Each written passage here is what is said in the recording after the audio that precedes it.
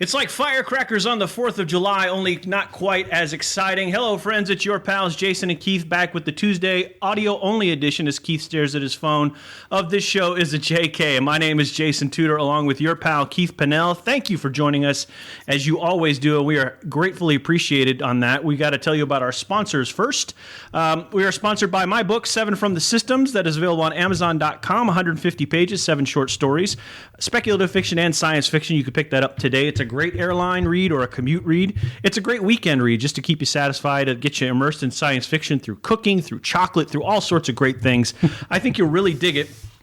Check it out at Amazon.com and search 7 from the System, or just search for my name, Jason Tudor, and it should come up fairly quickly.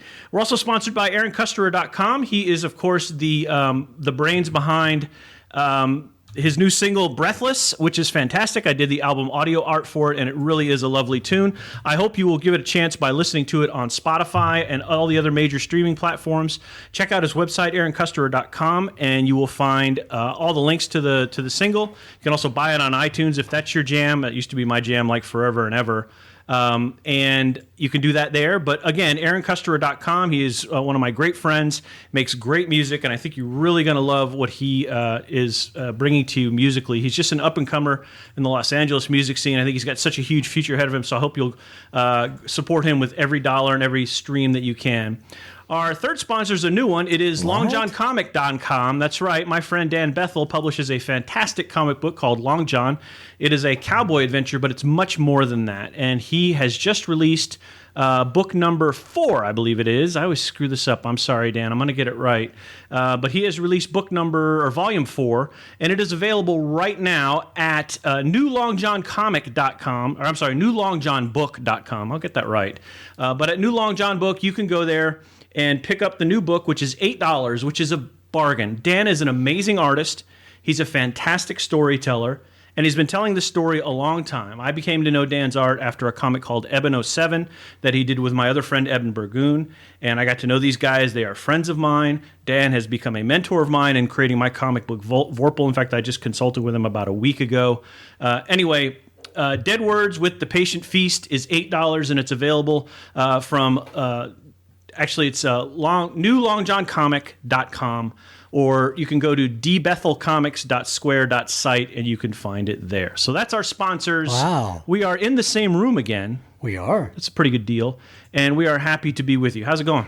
Well, how was, let's see, we talked last Saturday. How was your Sunday? Sunday was good. Well, it was okay.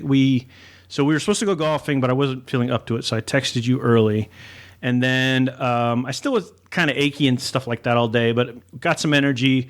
We ended up going to Zweibrücken to see the Rose Garden there, which is very good. And I was looking for, and I don't know if you know this bit, but Patton Oswalt did a bit on the Portland Rose Garden. And there is a rose in the Portland Rose Garden named Blamfort, or Emily Blamfort, or I can't remember her first name.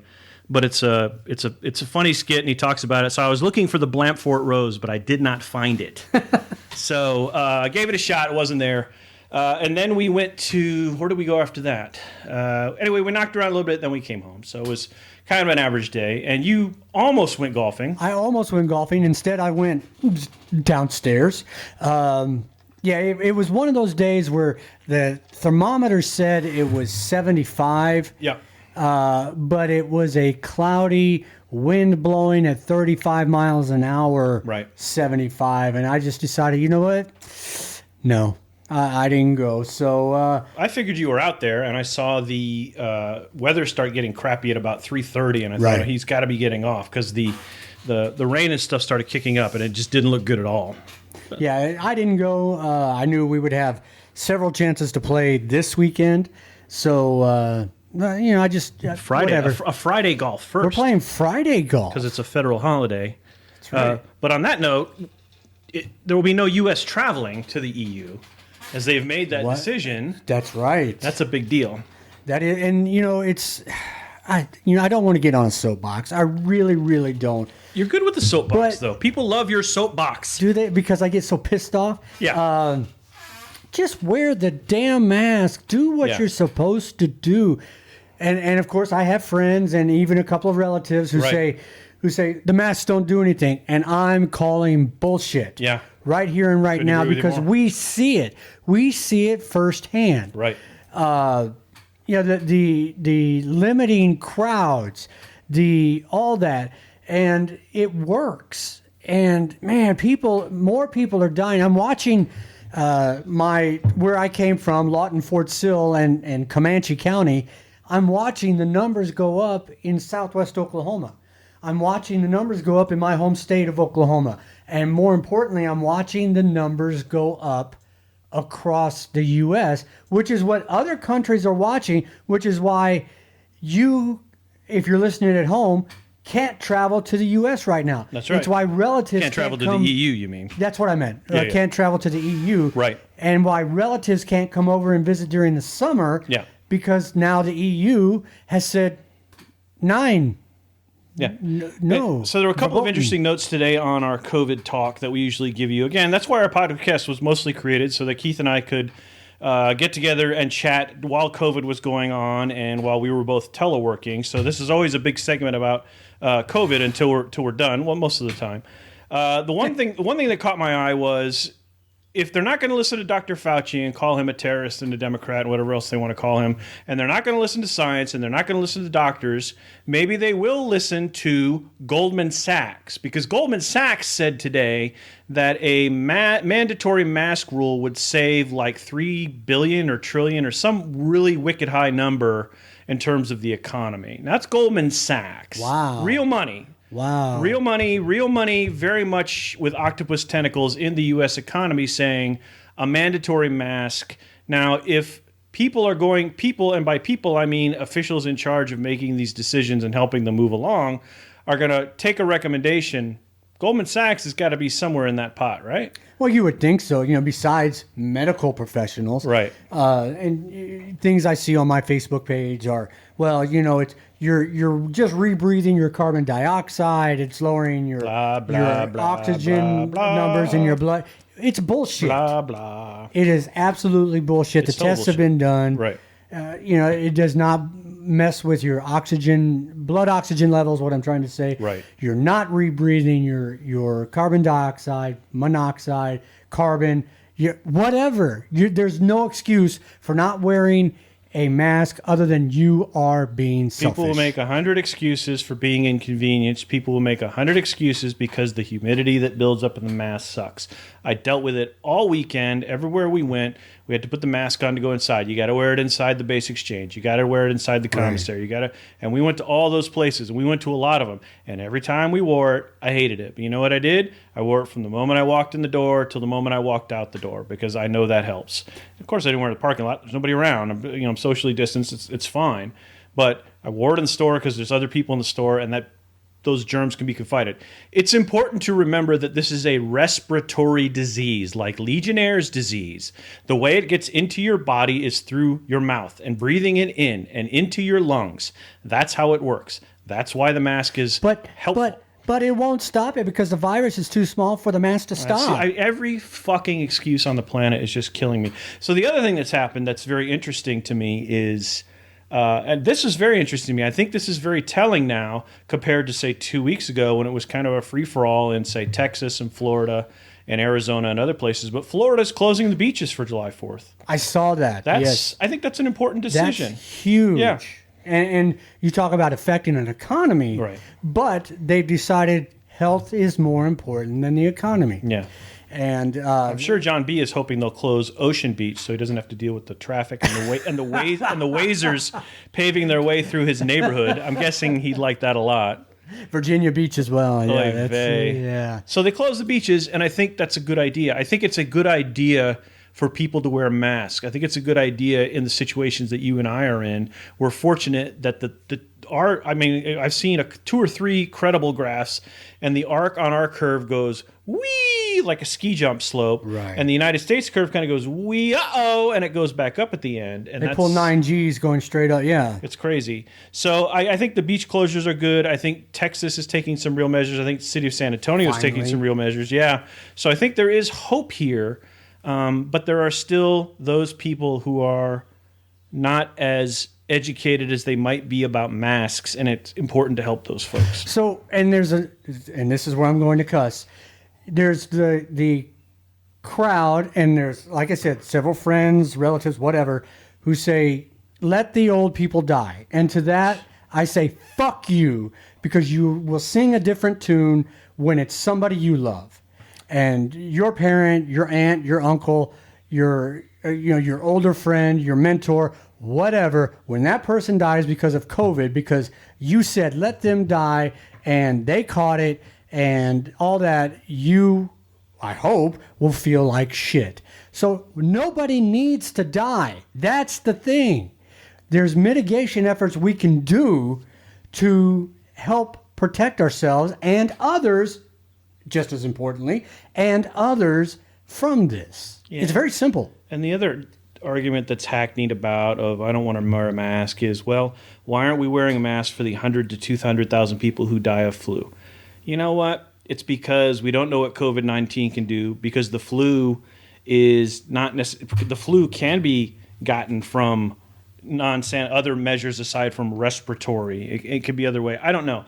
The bigger point of that is people are making all these facetious arguments to get out of wearing a mask. Yeah, it's a mask. To get out of wearing a mask. You know what else is uncomfortable? If they go ziplining and they're told to wear a helmet, they'll do that. If they go on a roller coaster and if they put that bar down above their lap, they'll do that. I mean, on and on and on. Again, I think this goes back to our discussion of when you come on a military base, there is a stick for every carrot that you have that's in line with you.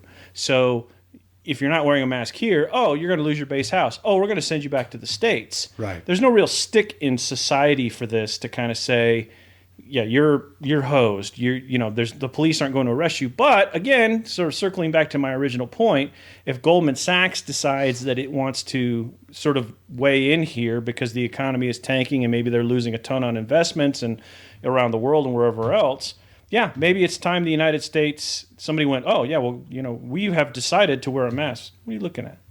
Just looking, I keep hearing something out there. Maybe it's Annabelle. She's maybe a cat. cat. Yeah, she's farting around. I saw two memes today. Both correlate. One said, you know what else is uncomfortable? Wearing pants. But you have to do that. Tell me about it. The other one says, okay, if you don't want to come in my business wearing a mask, fine. Take off all your clothes. It's all or nothing, pal. I whatever. like that one. So just wear a damn mask. It's not that hard. You know what? Wearing a mask gives me a rash, a little bit of acne, and that's because I reuse masks because it's just me in my house. And I found out today, read something today, heard something on the news, I think, that said, don't reuse masks more than once or twice. Right. Because they get dirty on the inside. Right. Because there's other bacteria and things that on your face on the mask, and now it's on your face. Yeah, you're exactly right. And again, we don't want to belabor this, but I wear glasses, right? So if you wear a mask, you fog up your glasses. Yep. Although a lot of the ones that come with the metal sort of thing you can bend around your nose, those are pretty helpful. So and wear it right. Right. Letting it hang under your nose does not defeat the purpose. As Jason said, it's airborne. It's in your water droplets. So there goes the virus will get through the cloth. No, right. It's in your mucus and your saliva. Right. That's what the mask stops. So coming up in about 20 minutes, I'm going to be asking Keith a bunch of questions about the actor Marlon Brando. Now he's asking, this is out of left field. Oh, that was like hitting a speed bump. It hit me when I was putting it together why I'm asking this, because the date is close, and it must have just all been sort of subconscious. So because I wanted to stop the serious talk and get us on. Let's move on, please. Get on to happy stuff. What are you doing for July 4th? I am, we're playing golf Friday. Yes. July 4th, I'm going to Baumholder, the lovely town of Baumholder, to do I thought I was doing ATV, but those were all rented, so I'm doing a UTV excursion. Well, what is a UTV? It's a two-seat. Is it like a UTI? God, I hope not. It's a two-seat all-terrain vehicle. So I don't know if it's a mule, if it's a... Oh, okay, yeah. That's what we're in. Yeah, we're in the same thing. Yeah, you're going too. Right. In fact, I heard you talking about it. I thought, why am I going to sit home on the 4th of July? So then we're doing that, and then so we'll come back, and then... No fireworks. No fireworks, but they are having fireworks in Stuttgart, believe it or not. I wonder if the UTV will go that far. I wonder if it'll be a UTI by then. And then, so they're doing fireworks in Stuttgart. I found that out today, and... So yeah, we'll do that. We'll come home. We'll figure out what sort of fireworking that will do, but they sell fireworks, and fireworks are legal in Germany, so you can probably do it that way if they sell them. But maybe they don't sell them for us. Anyway, then the next day we're supposed to go on some sort of canoeing trip, but we haven't really heard the details. We think it's a canoeing trip to the Mosel. It's pretty sure we signed up for. But anyway, we're not sure yet. So, and then we go back to work for a day, and then I go on vacation for a week, which is going to be lovely because that's my big vacation for the year. And the thing about our vacation is we've had to change it twice. Yeah. And the challenge is, circling back to our original, more serious conversation, is we didn't know what the EU was going to do with the United States.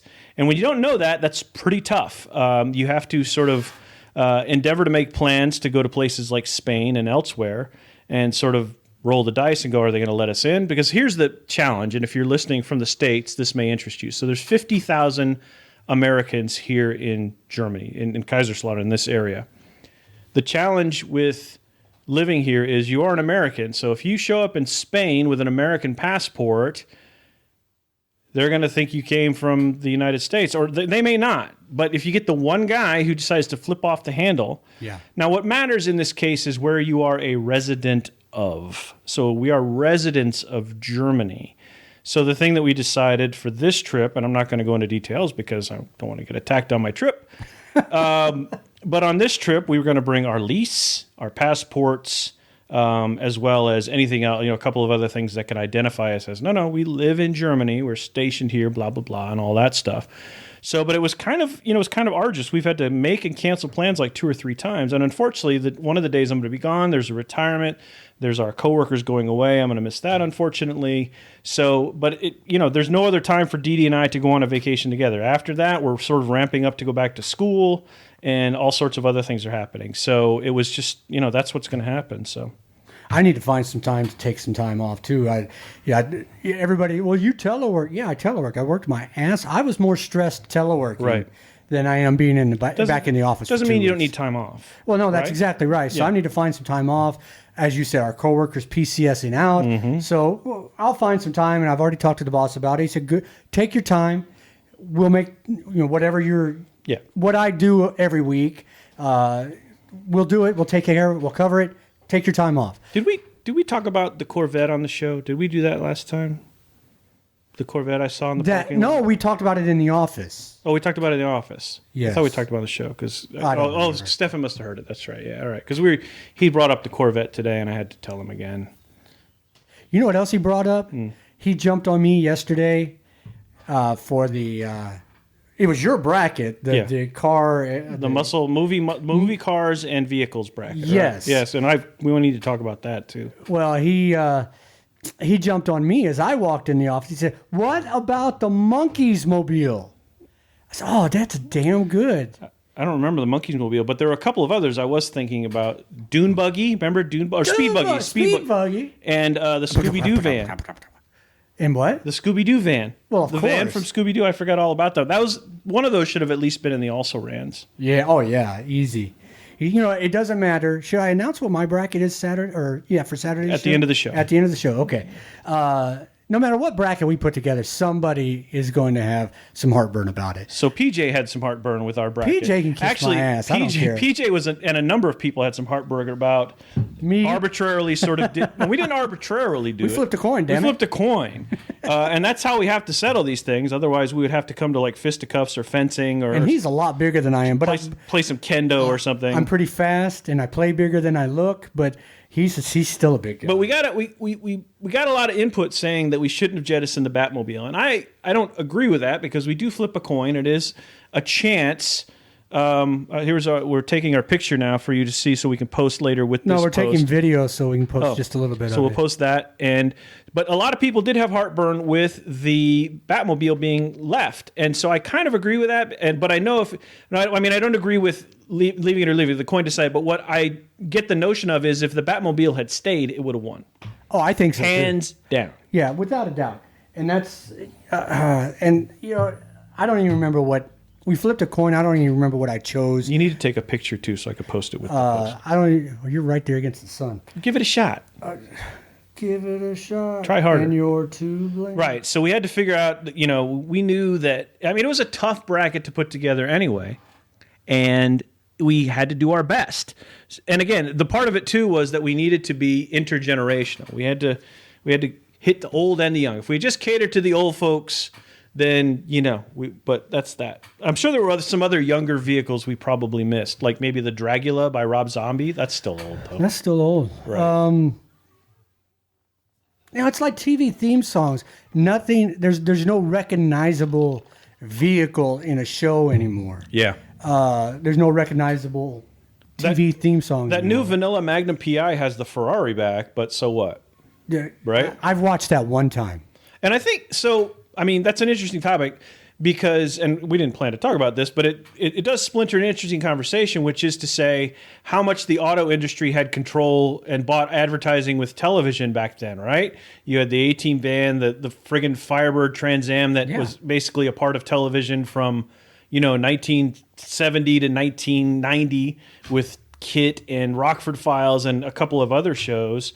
So, I mean, it's like any other advertising that movies do. These things come and go out of favor. Absolutely. And now it's, like, oh, look, I'm on Tinder, I'm swiping. I think that's replaced some of these things, or phones or computers that have an Apple logo or something like that, versus now he's got to have a prominently featured vehicle. Because I can't even think of a show right now where it's sort of like, like BJ and the Bear, where he had a semi. Remember BJ and the Bear? I just felt like saying BJ and the Bear more than anything. That's Greg Evigan. You are listening to This Show is a JK with your pals Jason Tudor and Keith Pennell, who I haven't called pal in a long time, but my boss did today. Don't forget you can subscribe on iTunes, and you can stream us through Spotify, listen on Google Play, and about a dozen other places that we send the show to. Our Facebook page is a lot of fun, Real JK Podcast. Facebook.com/Real JK Podcast. We are representing the Navy hard tonight. What are you wearing? This is the... so I was going to talk about that, but what's the shirt say, though? This is, you got to believe, this is from my daughter Cassidy's college. USAO? University of Science and Arts of Oklahoma. Right on. Okay, cool. So... the hat... the Drovers. The hat I know because I started wearing a hat like that about a year ago that has a bit of Velcro on it. You can just slam any patch on. And what Keith has done is he's started to do this as well. And I think it's very cool. You have that too, don't you? I have the back one, yes. I usually put my YouTube patch on the back. But he's got his first showing is the Black Sheep Squadron patch, which is very cool. Ba Black Sheep. Ba Black Sheep, have you any wool? And on mine, which I'm not wearing, is my Los Angeles/American flag. Oh, that's cool. Yeah, I'm not wearing it because it makes my head hot lately. I don't know what the hell that's about. You're just hot. So we need, everybody knows that. Yeah. So we need to say goodbye to Carl Reiner. Oh, that hurts me. That's and again, he had a nice, long, fulfilling life, but we never want to let go of a talent like that. And he was still producing pretty much right up to the end. Yeah. Younger listeners may know him from the older guy in Ocean's 11. Yep. Of course, those of us that know history and have lived it a little bit, have some weight under our belt, go back to the Dick Van Dyke Show, your show of shows, those classic comedy routines that you can see on YouTube now. Right. Just an amazing talent, an amazing writer, an amazing director, an amazing actor, and just an amazing man all the way around, and raised another amazing director and actor in Rob Reiner, or at least director. I don't know about the actor part so much, but he acts. I think he does act. I mean, his first big break was, of course, All in the Family. Right. But he is more prolific, I think, as a director. He directed A Few Good Men. Yes. He's directed Stand By Me. He's directed some very good films, and he is a very polarizing figure because of his political views, which is fine. But he directs great films, and he makes good entertainment. But his father was legendary for a lot of reasons. Producer, actor, director. I think one of the most sweetest things I remember watching was there's an episode of Comedians in Cars Getting Coffee, which was one of my favorite things in its prime. And Carl Reiner was the guest. I forget what car he went and picked him up in. But at some point during the interview, he went to Mel Brooks' house. And he always spent a couple of days at Mel Brooks' house where basically they would eat TV dinners and watch TV. That is the sweetest, best old Jewish man thing ever. And I just thought that was really cool. I didn't have time between the time I got home, putting the Velcro on my hat, and getting over here. But I have in my email that I'll post when I get home after the show here, a couple of pictures of Carl Reiner and Mel Brooks.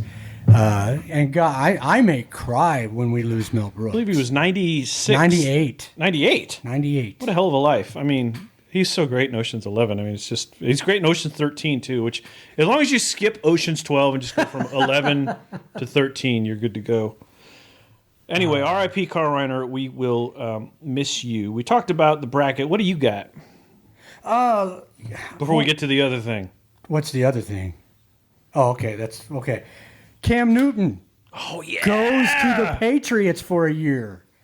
We have so many Facebook friends so many Facebook friends who are Patriot fans who had a lot of weird sort of writings about, let's see where this Cam Newton thing goes. I think they're cautiously optimistic. John B. Just wrote, we signed Cam Newton, which I thought, that's okay, that's what, right? Right. But other people were wrote these screeds like, okay, we've signed Cam Newton and blah, blah, blah, and they just had to sort of, they're going through this weird rationalization. Cam Newton is a bit broken, but that guy is a superstar. He is mentally, I mean, if he's where he needs to be mentally, they're going to continue eating the AFC East alive. I mean, that's it. But where did Jameis Winston go? Did he go to New England? I don't think he's gone anywhere yet. Is he still free? I think he's still free. Okay. Yeah. So, yeah, that was a fascinating signing. And again, my friend Bill Barnwell, who works at ESPN, he wrote a column about it, which was very good. And again, the conjecture on, it's kind of like, okay, let's see what he can do. It's odd.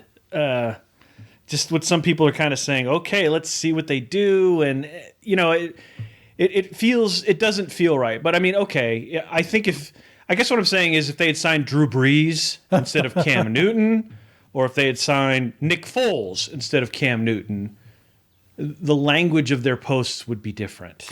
Oh, I think so. And I think a lot of it's because of the type of quarterback he is. Right. He's something they haven't had in Ever. 15 years. Yeah, at least 15 years. You're right. Let's say ever. Where he's a big. It hurts to tackle him. He's huge. He's linebacker size. All of the other players who've played against him, he's like tackling a linebacker. Right. A fast linebacker. Yep. With a good arm. So is he? And you're right. Is he in the right mindset? Is he in the right mindset? And has he recovered enough from those fucking NFL referee-induced injuries that he's been given over and over again, where they just let players take shots at him without any repercussion? And I completely agree with that. I mean, the guy was screwed. When he's on, he's on. I mean, there was a streak of like 7 or 8 games a couple of years ago. Like, they're unstoppable. They're going to kill everybody. Yeah. So that's what with Cam there, and now Ron Rivera's in D.C. I think with the Redskins. That's an interesting story to me. But Dan Snyder can sabotage anything. So that's I mean, seriously. So also on sports, I was going to bring this up. So Ryan Zimmerman and another Washington National have said, not playing this year. You know, there are a number of players. Mm-hmm. In fact, somebody just today, I didn't catch the name, but I heard adds his name to the list of players that aren't playing this year. That's right. Which I find fascinating. Yeah. But I guess, when you've made that money previously, you can take a year off. Right. Especially a truncated year. And, where you're not going to be making the money you usually make. Well, let's remember, too, the numbers of players who take the year off directly affect the entire season, right? You're not going to go to a baseball game to see AAA call-ups hit baseballs to win 3-2. Right. Sorry. You're not going to go to a football game to see guys who are on the practice squad or dragged in from the 7th round play football because that's who they can get. Sorry. And that's kind of how it's an entertainment business. We are entertained by the personalities who play these positions. And that's what always baffles me about people who are like, the team, the team is right and this is this. If the entertainers aren't there to do there's no team. And that's why you have to give allowances to the players here. If they don't want to play, they're not going to play. And given, again, the spikes in COVID that are coming up, they have every right to not do that. Again, I have a close friend who has a relative who caught COVID last week and was telling me about it, and it was very scary because now it's like very close to me. So I can understand why these athletes, if it's close to them and they don't want that in their beehive, why they're going to say, you know what, ain't doing this. Sorry. I want to keep, because again, there isn't a vaccine for COVID. right? You may, as a healthy individual, be able to recover from the repercussions, but maybe not. That's the wild card. There's a vaccine for the flu. There are treatments for the flu. There are ways to abate the flu if you can catch it in time. Just like if you have come in contact with anthrax. Anthrax is a bad flu, and it could be treated, and you're fine within the first couple of days. This is not, and these players are making it known. Now, I understand the PGA has conducted an event, right? I think they finished the tournament this weekend. There's been 2 tournaments that I've watched. Okay. And basically, there's no fans. Yeah. But... Like when we play. Basically, yes. Yeah, only they do it a hell of a lot better. And get paid more. Yes. A lot. A lot more. But there was... Oh, God, what's his name? The guy from Australia. Greg Norman? No. Newer guy. I don't know. Jason Day. Jason Day. He's from New Zealand, I think. You're right. He's a Kiwi. Jason Day, just this last week, Sunday, between Saturday night and Sunday, he let everybody know, let the tour officials know, I'm not feeling well. So they took him out of the threesome he was playing with. And... and Wait, what? Yes, we'll let that one go. That's what she said. Yes. Okay, we won't let that one go. Nope. So they took him out, let the others play as a twosome, and Jason Day played by himself in the final round. He took a test before he started. They got the test results back. Before he finished his round, they were negative. But the fact that he said, hey, look, I'm not feeling well, and they took immediate precautions above and beyond. Now, every once in a while when somebody hits a good shot or holes out on the green, there's always on these courses that these pros play on, there's houses around the greens and that kind of thing. So you'll hear some clapping, but there's nothing like the crowds following or anything like that. Nobody on the course to cheer these guys on. Yeah, makes sense. Why would there be throngs of people following them around who can spread COVID? I mean, that's, and again, it's a question of, if these players are doing it, if these golfers are doing it, if these businesses are doing it, they understand the seriousness of what's happening. Again, we're belaboring COVID. All right, let's get on to our friends with the guns. Oh. So you've probably seen this. I'm sure you have. There are hundreds of memes. I posted one, the best one by Patton Oswalt. There will be raisins in the potato salad. So apparently a couple who live in Missouri went out on their yard as protesters were going by their street and brandished weapons. One of them brandished an AR-15. Style. Yes. Yeah, whatever. It looked like an AR-15. And the other one brandished some sort of small caliber pistol. 380 something, yeah. Whatever. Now, the challenge here was, as we like to say in our business, the optics. Yes. Right? So the optics of this was, here are 2 white people standing on their lawn as BLM protesters, Black Lives Matter protesters, are marching by. They're protesting, I believe they wanted the resignation of the mayor of St. Louis. I don't remember the mayor's name. Anyway, as they're walking by, they are he's brandishing a weapon, but he's got his finger off the trigger, and he's pointing it essentially what I believe is away from the protest as it walks down. It was sort of that. And then she has the pistol in her hand, but she's got her finger very much on the trigger, and it very much looks like she's pointing it toward the protest crowd. That weirded me out. If I read this right, and I may not have, the context I got on this, there were 2 pieces of context. I probably need to reread this. Someone will correct me on the page or at work or whatever. One was that the protesters tore down the iron gates on their house or whatever, and they came out to sort of protect their property. That was one I heard. The other was that they weren't against the protests. They were just trying to protect their property. That they, in fact, had given money to Black Lives Matter and on and on and on. So I don't know how true or not true that is, but as we say in the business, the optics of the shot are shit. Now, they didn't know that. And what it looks like is 2 white people went outside with guns and threatened these protesters who are trying to combat things like police brutality and change old racial laws and do some fairly noble things, which haven't always gone as expected, and there have been damage and all these kinds of things. But the optics is, here's 2 people with guns threatening protesters. But the memes have been funny, that's for sure. Have been great. But what I read, and again, I'm just I'm on this side of the world seeing it like you are. Yeah. Is that this was a gated community, a high rent district community, not rent. That's a bad thing to say, but Maybe lease. Yeah, big expensive Rent houses. to own. Big expensive houses. Huge. And these, and they had just recently completed a years-long renovation of their huge castle-style house. Okay. So they were concerned about that. The protesters were marching down the street, which I think is a very important fact. Yes. And they were on their way to the Not a mayor's private house. drive on a public street. Right, within the gated, a public street within the gated community. Right. So but they were going to see the mayor because the mayor had said something. Yeah. And they wanted to protest in front of his house. Okay, I can tell you, and I'll make no bones about it. Totally upfront. I am a gun owner, not here in Germany, but I am a gun owner. Well, you still own the gun. It's I just still not here own the with guns. you. I can pull out my wallet right now, and I have a concealed carry permit out of the state of Oklahoma, which also is transferable to Missouri. And there was a word for that I was trying to think of, but I can't. Anyway, it's good in Missouri too. Right. I know but the anyway, word, but I can't think of it. So my point is, one thing you learned in these classes you have to take to get this carry license is you have to be in danger, one, to pull your gun. Yes.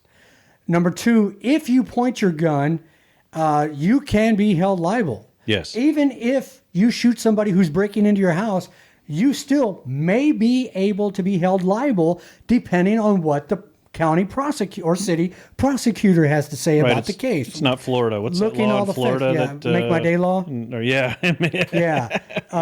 Which is also in Oklahoma. Yeah. So Make my day law.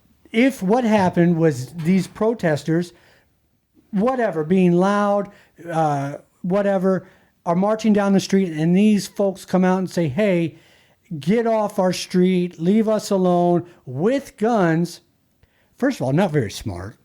Not smart at all. That's just going to incite. Again, the optics are bad. The optics are bad. Not that they give a shit about the optics, but I mean. Now, and what I also read was some of these people were coming up on their lawn, which that's their property. So, okay. So so to me, the broader picture is that the mayor lived in a gated community. In order for them to protest the mayor, they had to get through the gate. They obviously tore down the gate. They came in the gated community. There were other people that lived there with the mayor, including these two.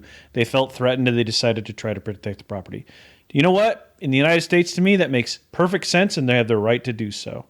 So that all to me doesn't sound that bad. What does look bad is two white people brandishing weapons, one with their finger on the trigger, as a protest goes by. So then that's what the world sees, and that's what the optic is. Now, we talked about this a little at work today, so I'm glad this conversation is carrying over. The problem that I saw, and I think most people who've gone through gun training, as I have through the military, as I'm sure you have, and any other place where you take a gun course or whatever, is you don't put your finger on the fucking trigger unless you intend to kill somebody. You are absolutely correct, sir. Right? So as I recall, and I remember when I taught Annabelle gun safety, that was there were 4 rules, and that was definitely one of them. Don't put your finger on your trigger unless you intend to squeeze it. And just so that's the ultimate optic to me, is the woman with her finger on the trigger, presumably pointed toward the street where the protest march was. Now, what we talked about earlier today was, what are the laws? Well, the first law that comes into precedent is the Second Amendment that says right to keep and bear arms. That's, so they are keeping and bearing arms, and they're doing it on their property even. So they're sort of I would assume, I mean, again, I'm just sort of throwing the law here, but they're on their property. They're in their sort of property bubble. That's one. The protesters, as you very clearly pointed out when we started this, are on a public street. Or maybe it's not a public street. Maybe it's a private drive. But I can't imagine that the mayor of the city can live on private property. But maybe, I don't know. But let's say that it for all intents and purposes, it's a private drive or a public drive, and it's not a private drive, say, owned by a collective of the community. So they were in their right to have this protest. Let's just do that. Maybe they weren't, but let's say they were. So now somebody could say, well, she pointed a gun at me and threatened me. Can I sue her? To me, the law is pretty gray. I mean, did she? Was it really pointed? Did she have intent? I mean, there's so many things to prove legally there. So really all I got out of that was, one, it was a bad optic. Two, they were in their right to brandish their weapons. And three, I don't think anybody was hurt. It's just going to be one of those enduring, you know it is. We're going to be 80, 90 years old in the nursing home together, and this is going to be one of those images that endures through our lifetime and we're going to go, I don't think it was that serious. And it probably is not going to bear out to be that serious. Not that I'm going to follow the story. No, and the city attorney has already said they're looking at the couple. Yeah. Because it's actually, I think it's also a little face saving, but looking at the couple for anything that they did wrong. Yeah. At me as a hopefully responsible gun owner, the way she was holding the gun, the way she had her finger on the trigger, it just smacks to me of bad juju. As I'm taking my rifle out there, honey, stay behind me. Well, I'm not staying behind you. Give me a gun too. Let me use your pistol. Yeah. And the way she's holding it, all she would have done when she pulled the trigger was it would have recoiled and hit her in the forehead, knocked her out. And so I understand their want to protect the property, especially after, this renovation thing, but the optic's bad. You're listening to this show as a JK with your pals, Jason Tudor and Keith. I almost said Keith Hewen again. I'm not Hewen. I know. Keith Pinnell is with me, thankfully, and we are thankful that you are here. Don't forget, this is brought to you by my book, 7 from the System, on Amazon.com. And hi, Keith. That is a shout-out to you as well. My book, 7 from the System, available on Amazon.com. AaronCuster.com, his new single, Breathless, available. And NewLongJohnBook.com for the New Long John Volume 4, which is a beautiful comic. It's $8. Please go buy that. All right, so you've been wondering all fucking week why I chose Marlon Brando. Yeah, kind of am. There are a couple of reasons. The first one, which is a quick one, is I find Marlon Brando entirely fascinating, and I find him to be almost unequal at his craft. But the second reason is more fun. So, as it turns out, at around this time last year, in fact, on Friday, the day we will go golfing, is the day that Denise and I got engaged. So, but let me tell you that story because it leads into the quiz rather famously. So on July 3rd, I decided I was going to propose to Denise. So we had a sort of a date. It was a 2-part date. The first part of the date was to go see the Atlanta Braves play baseball in what turned out to be 96 fucking degree heat, and we both cooked. And then the second part of the date was to eat at a place called the Fez in Atlanta, which is pretty famous, and Moroccan food, and you sit down and eat it. It's great. So I went to the baseball game. We cooked. I don't remember who won. It wasn't important. We both had a great time. I have a photo from it somewhere. Maybe I'll post it with the podcast. But the second part is we went to the Fez. Now, there are sort of 3 key pieces of the Fez and the whole proposing to Dee Dee. One, Dee Dee already knew we were going to get married. We just wanted to do it formally with a proposal because this was the first time she was getting married and she wanted a proposal and all that. So I was ready for it. But I screwed it up. In fact, I screwed it up twice. So I had to propose to Dee Dee 3 times that night. You'd think after the third time you couldn't get it right. I had to propose to my wife 3 times, and I finally got it right. It's a pretty famous story that she tells, and it's entirely true, that I had to propose to my wife 3 times at the Fez in Atlanta on July 3rd, 2004, I believe. Just tell me you did not forget her name. Of course not. I love Daryl. Second... When I proposed and I put the ring on her finger, which I got from right out of the Diamond District in New York, actually. It was a great ring, which we ended up losing on our way to Spain, I believe, or somewhere on a TDY. We replaced it, but it was a nice ring. When she put the ring on, the woman, or the couple, specifically the woman seated directly to our left, had the most intense face of jealousy I have ever seen in my life. Wow. You know the face, and if you're a woman listening... and you're married, or you know what I'm talking about. That face of, why don't I have a ring that big? Or what the, something like that. Why hasn't he proposed to me yet? Do you remember her companion's face or reaction? No, because I think he was knee deep in the food by that time. So anyway, so here's the third part. And this is why the Marlon Brando point is relevant. So we wrapped up the evening. I finally got the proposal right. We survived without this woman attacking us for our ring. And we are walking out. Before we walk out, the owner walks up and puts an arm out and stops us. And he says, you need to stay. And we said, I'm sorry, what? He goes, I need you to stay for a few minutes. Your credit card didn't go through. He says, no, that's not even close. Okay. So we stand there. And then the owner, who is dressed in the traditional Moroccan outfit, some sort of long, I'm going to say it's an abaya, but it's like a long gown. Yeah. And the hat, the pillbox hat.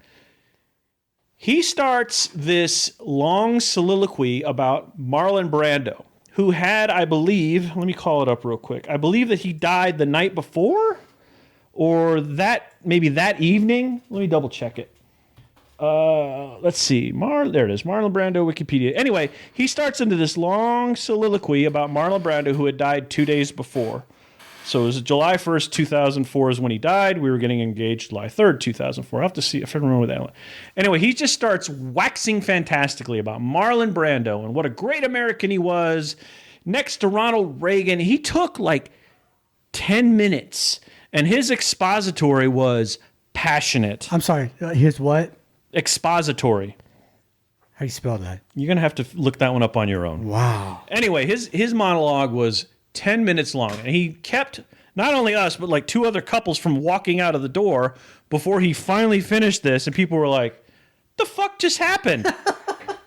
I mean, it was a big moment for us, so we've never forgotten that. So Marlon Brando has always been tied inexorably to our marriage in that way. So I am probably going to disappoint you highly. So when we talked on Saturday, don't forget you've got to announce the bracket before we sign off. So when I came up on Saturday, I said, I think I'm going to do Marlon Brando. I've been looking at some Marlon Brando facts again, and I thought, why is that coming up now? And then when I looked at the calendar, I went, that's it. So that's our tie. Welcome to the 9.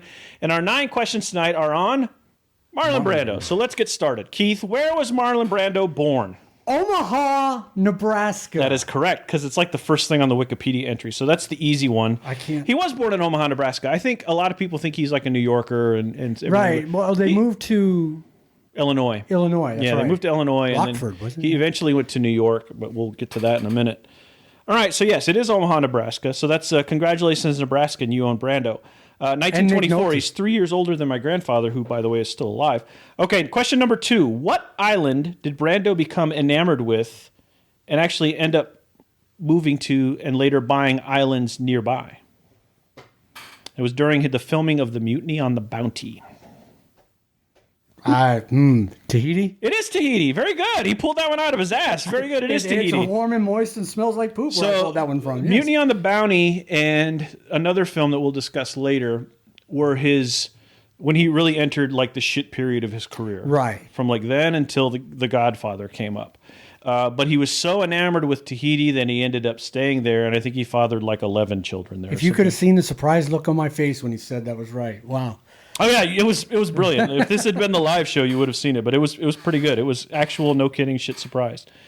All right, number 3. By most accounts, what was the film that killed Marlon Brando's career? At least, from that phase that we're talking about, from probably 1960 to I think Godfather was 71 or 70. I can't remember. Was it Mutiny on the Bounty? It wasn't, but I'll give you one more shot. He wasn't in Mr. Roberts. It's a Western. It's a playing card, a nickname for a playing card. Oh, crap. I actually have it in my media library. I've yet to watch it, though. I can't think what it's called One Eye Jacks. That's what, yeah. Right, and it was a huge flop. I mean, it was a auger into the earth sort of flop, and he didn't really recover from that. And he just picked a lot of really bad scripts from the 50s and 60s. But he was also having sex with everything with a backside. All right, here's an Army-based question. You ready? Yes. What rank was Brando in the film Apocalypse Now? Colonel. Very good. Colonel Kurtz. Lieutenant Colonel or Colonel? Colonel. Very good. Yes, he was. So he was a colonel. Dad, I have that movie. What rank was Harrison Ford in that movie? Captain. No. Lieutenant Colonel. No. Major. Colonel.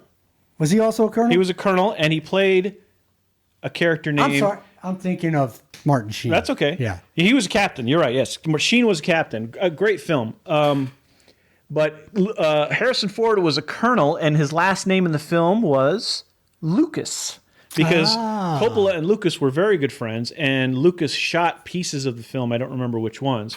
But if you look at some of the background notes, Harrison Ford's character in Apocalypse Now was named Colonel George Lucas. All right. In my research, I read that Brando showed up on set of Apocalypse Now just grossly 300 pounds. overweight. He was huge. Yeah. And Coppola about shit himself, but then they figured out a way to film him. So, All right, film. Dennis Great Hopper film. on that too. But Yes. another brilliant filmmaker who was mostly insane. All right, number 5.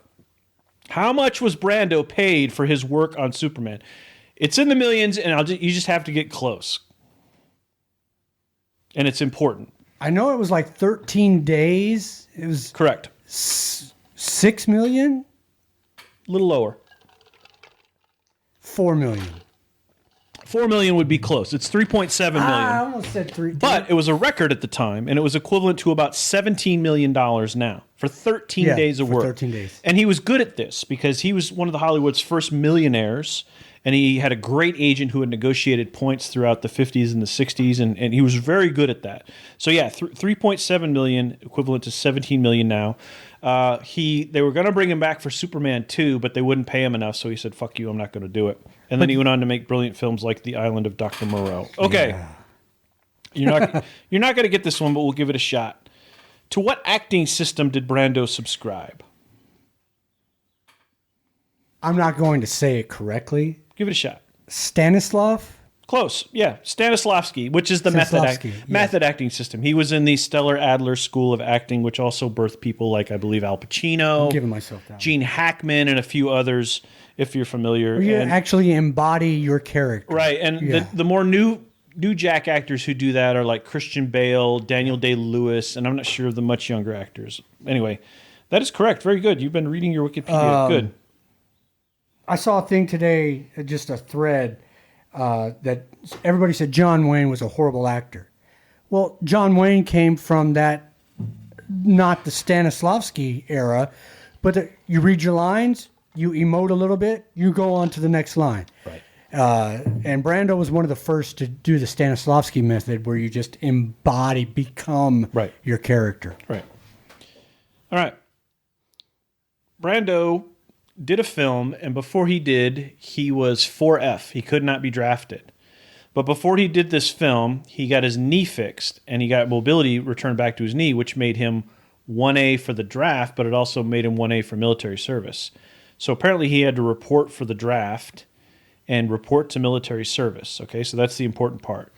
Brando shows up this is question 7. Brando shows up at the MEP station. He's filling out all the forms. What race did Brando say he was? Native American. No, but that's a good guess based on his history. I'll give you one more guess. I have no idea. He said he was an oyster. I did not know. I'll just go ahead and mark that in. You got to write that one down. Yes, he said he was an oyster, and he made some other smart-ass remark, because I believe a question they asked back then is, what's your color? And he said something like, I think I'm a little off beige or something like that.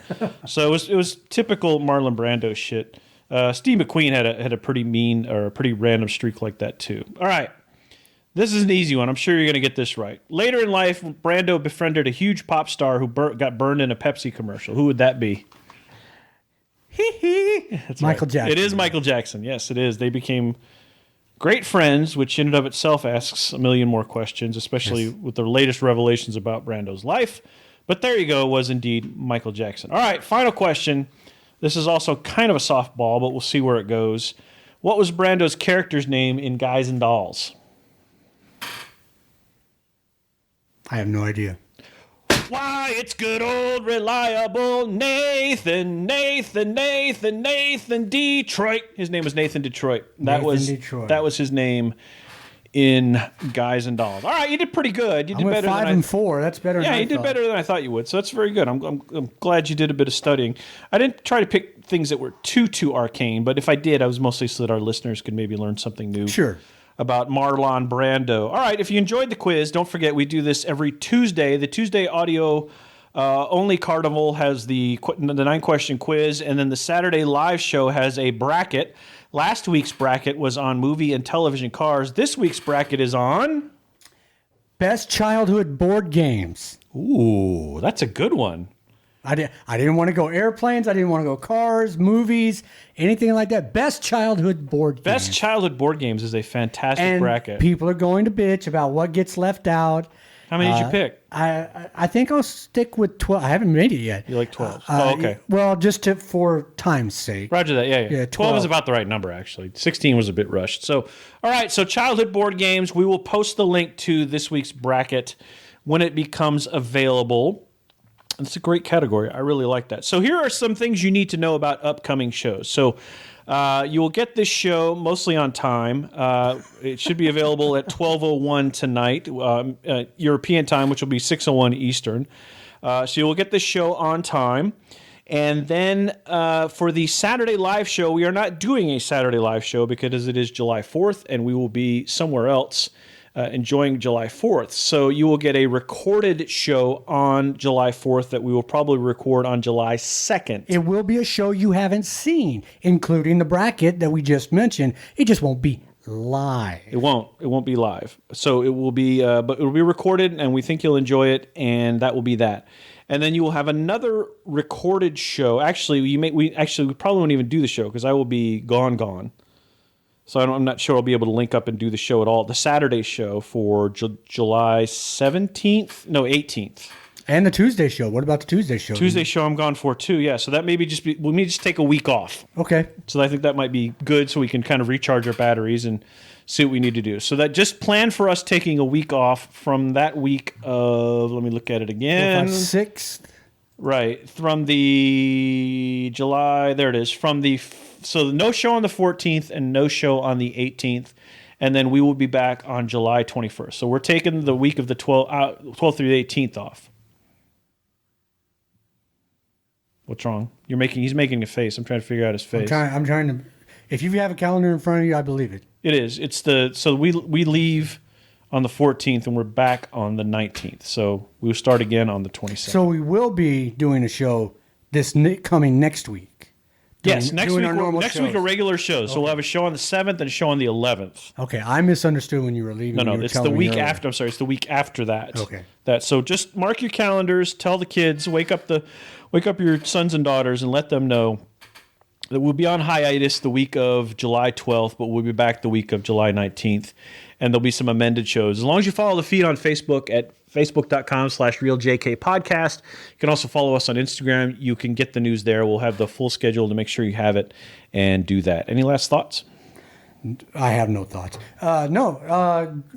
We really appreciate the comments we get and everybody coming in and doing the brackets. Yeah. Wow, that was fantastic. Huge last amount week. of bracket people. Thanks for listening. Thanks to all of our new viewers / listeners. Indeed. We get more and more every week, and it just tickles us pink, no pun intended. It's exciting to do this, knowing that people actually take the time to listen, to comment. Thank you very much. Yeah, thank you very much, and we do appreciate that. Again, don't forget to subscribe on iTunes. That's an easy one, but also leave us a review. Thanks to a couple of you left reviews. Leaving reviews helps move the algorithm. It helps us move up in the process. It gains us more listeners, and so that helps us out. Don't forget, you can also stream it on Spotify. That's where John B. gets it, and you can also pick it up in a couple of other places. We went the entire show without mentioning Matt Davis or Darren, but see, I just did it. Isn't that clever? I thought Darren is having a great vacation that we won't say where he is for security purposes. So anyway, do that, subscribe, stream, do whatever you need to do. We're thinking about opening up a Patreon so that maybe you could help us out with some of the costs of the storage, but we'll figure that out if we really need to or want to. Maybe we won't, but we can also get a show t-shirt. If you don't win the contest, you can buy the shirt. We'll make that link available at some point. Keith still hasn't gotten his, but so we have to fix the vendor on that. But for our winners, your t-shirts are on the way. They should be there, I'm guessing, in a couple weeks. And that is that. That's it. Thanks for listening. We really appreciate it, and enjoy the rest of your week. We'll say happy July 4th on the July 4th show, and we'll talk to you soon. Bye. Have a good night.